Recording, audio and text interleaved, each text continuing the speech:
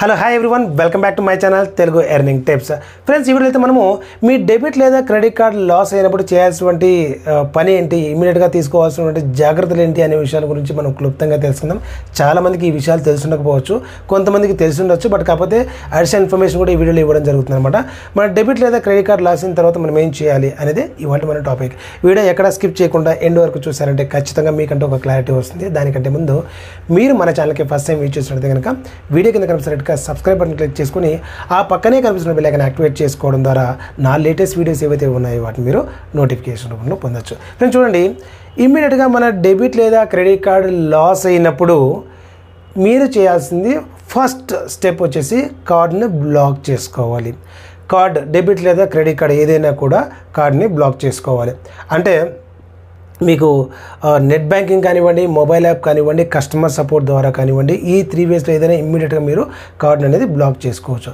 మరి card block చేసిన తర్వాత ఫర్దర్ నెక్స్ట్ స్టెప్ ఏంటంటే, మీరు కార్డు రీఇష్యూయన్స్ అక్కడే అడుగుతుంది. మీరు కార్డుకి ఇప్పుడే కావాలా, రీఇష్యూయన్స్ రిక్వెస్ట్ ఇప్పుడే ఇస్తారా, లేకపోతే జస్ట్ బ్లాక్ చేస్తున్నారా అని చెప్పేసి. కార్డు బ్లాక్ అండ్ రీఇష్యూ అంటే ఆ కార్డు ప్లేస్లో ఇంకొక కార్డు జనరేట్ అయ్యి మీరు ఏదైతే రిజిస్టర్ అడ్రస్ ఇచ్చారో ఆ అడ్రస్కి వచ్చేసి న్యూ కార్డు అనేది రావడం జరుగుతుంది. వీటికి నామినల్ ఛార్జెస్ ఉంటాయి, బ్లాక్ చేయడానికి ఛార్జెస్ ఉంటుంది, బట్ కార్డు రీఇష్యూ చేయడానికి ఖచ్చితంగా ఆ కార్డు మేకింగ్ ఛార్జెస్ 100 రూపీస్ కానివ్వండి, 200 రూపీస్ కానివ్వండి, విత్ జిఎస్టీ ప్లస్ జిఎస్టీ మీకు అప్కమింగ్ డేస్లో బ్యాంక్ అకౌంట్ పైన కానివ్వండి, లేదంటే క్రెడిట్ కార్డు పైన కానివ్వండి డెబిట్ అవ్వడం జరుగుతుంది అన్నమాట. మరి ఈ క్రెడిట్ కార్డు పైన ఉన్నటువంటి ఇన్ కేస్ బ్యాంక్ అకౌంట్ అయితే ఆల్మోస్ట్ మీరు అకౌంట్లో ఉన్నటువంటి వాటిని మీరు ఆపరేట్ చేసుకోవచ్చు. మరి ఈ క్రెడిట్ కార్డు పైన ఉన్నటువంటి డ్యూస్ ఏంటి అనేది చాలామందికి డౌట్ ఉంటుందన్నమాట.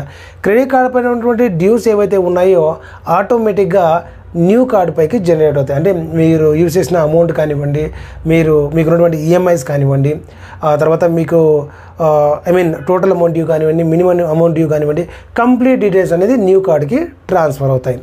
ఇన్ కేసు మీరు ఎక్కడైనా కూడా ఈ డెబిట్ లేదా క్రెడిట్ కార్డు ఆటో పేమెంట్కి ఈసీఎస్కి ఇచ్చారంటే ఆ టైంలో మాత్రమే మీ కొత్త కార్డు డీటెయిల్స్ రిజిస్టర్ చేసుకోవాల్సి ఉంటుంది. అప్పుడే మీ కార్డు నుంచి అమౌంట్ అనేది ఆటోమేటిక్గా డెబిట్ అవ్వడం జరుగుతుంది. ఇది మాత్రం మీరు తెలుసుకోవాల్సినటువంటి విషయం. మరి ఇన్ కేస్ అడ్రస్ చేంజ్ లేదు, ఏం చేయాలంటే మీరు బ్లాక్ అండ్ రీఇష్యూ ఇచ్చిన తర్వాత ఇన్ కేసు మీరు ఇచ్చినటువంటి అడ్రస్లు మీరు అవైలబిలిటీ లేదంటే కనుక ఖచ్చితంగా మీరు బ్యాంక్ని అప్రోచ్ అవ్వచ్చు. ఓవర్ ద ఫోన్ కానివ్వండి, మెయిల్ కానివ్వండి, లేకపోతే నియర్ బై బ్రాంచ్ నుంచి కానివ్వండి మీరు రిక్వెస్ట్ ఇవ్వచ్చు. సో నేను ఆ అడ్రస్లో అయితే అవైలబిలిటీ లేదండి, ఇన్ కేసు అక్కడికి డెలివరీకి అటెంప్ట్ అయితే కనుక నాకు తిరిగి ఈ అడ్రస్కి బ్రాంచ్కి ఆల్టర్నేటివ్ అడ్రస్కి అయితే ఏ బ్యాంక్ కూడా పంపించదు. సో మీకు నియర్ బై బ్రాంచ్కి అయితే మీరు రిక్వెస్ట్ తీసుకోవచ్చు. ఫర్ ఎగ్జాంపుల్ హైదరాబాద్లో మీరు అడ్రస్ ఇచ్చారు, మీరు due to some XYZ reason మీరు బెంగళూరుకు ట్రాన్స్ఫర్ అయ్యారు. అప్పుడు హైదరాబాద్లో ఉన్నటువంటి అడ్రస్కి ఖచ్చితంగా అటెంప్ట్ అయితే అవుతుంది, బట్ రిటర్న్ అయ్యాక మీరు రిక్వెస్ట్ పంపించవచ్చు. నాకు బెంగళూరులో ఉన్నటువంటి పలానా బ్రాంచ్కి నాకు ఆ కార్డ్ని డిస్పాచ్ చేయండి అని. అంతేగాని బెంగళూరు ఉన్నటువంటి మీ అడ్రస్కి అయితే రాదండి, బట్ ఏదైనా బ్యాంక్ బ్రాంచ్కి వస్తుందన్నమాట. అక్కడికి వెళ్ళేసి మీ ఐడి ప్రూఫ్ చూపించేసి కార్డ్ అనేది రిసీవ్ చేసుకోవచ్చు.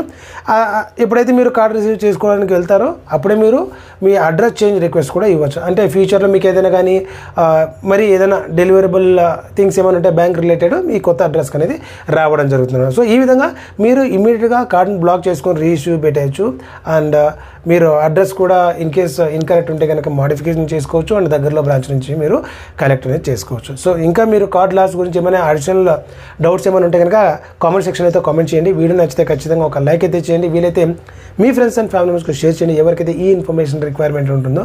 మరిన్ని అప్డేట్స్ కోసం మిస్ అవ్వకుండా నా ఛానల్కి సబ్స్క్రైబ్ అవ్వండి. See you in the next video. Till then take care, by.